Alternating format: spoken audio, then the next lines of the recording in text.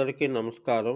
'దివ్య తిరుపతుల నామాలు ఎరుగరే' అనేటువంటి వీడియో పేయాళ్వార్ వారు అనుగ్రహించిన ఈ తిరుపతుల నామాలు 15 నామాలు చదివితే మన మనసు పవిత్రమవుతుందని చెప్పగలను గానీ, పుణ్యం వస్తుందని నేను చెప్పను.